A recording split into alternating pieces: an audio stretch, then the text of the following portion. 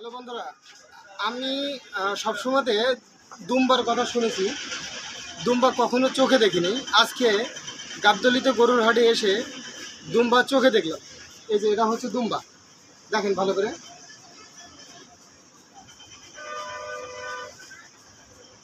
এটা কোথা থেকে নিয়ে এসছে ভাই? ভারত থেকে। এটা ভারত থেকে নিয়ে এসেছে ভাই। কত দাম এটা? 3.5 লাখ টাকা দাম পড়বে এই দুম্বাটার।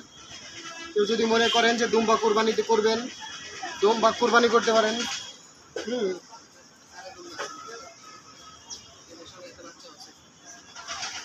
এটার সাথে একটা বাচ্চাও আছে।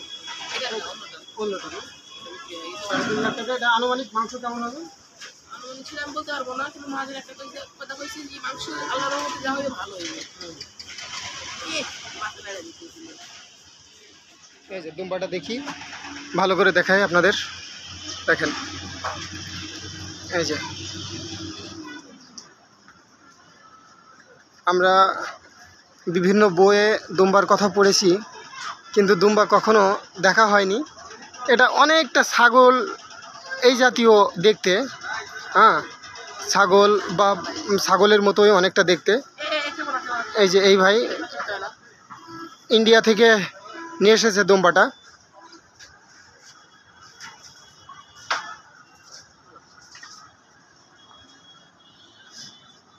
দাম 3.5 লাখ।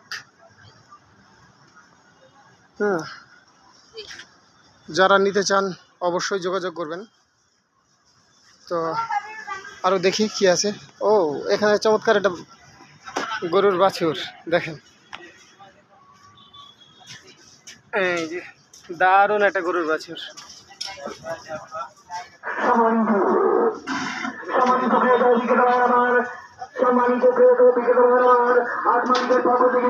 এই যে এগুলো সবই বাছুর, গরুর বাচ্চা।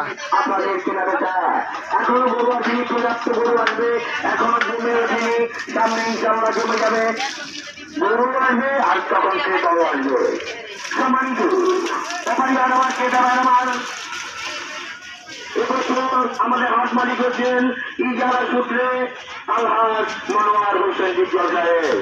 আলহাজ মনোয়ার হোসেন বিপ্লব সাহেব পুরা। বাহ, এটা একটা কালার, দারুণ কালার।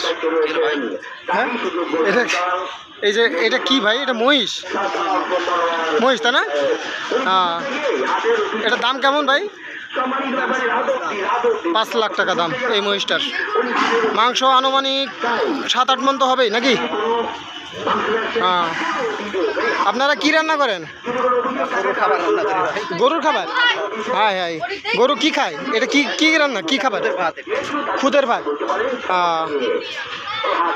এই যে এই ভাইরা গরু নিয়ে এসেছে, মহিষ নিয়ে এসেছে। ওনারা এই যে খাবার রান্না করছে, খুদের ভাত গরুকে খাওয়াবে এগুলো। আসলে গ্রাম অঞ্চলের ভিতরে ঘাস লতা পাতা এগুলো তো পাওয়া যাবে না এখানে। এখন এইগুলোই খাওয়াতে হবে যতদিন হাট চলবে। এইগুলোই তাদের ভরসা। কেয়ার করার, পশুকে তো কষ্ট দেওয়া যাবে না। এগুলো সব মহিষ। এই যে এগুলো, এটা হবে গরু।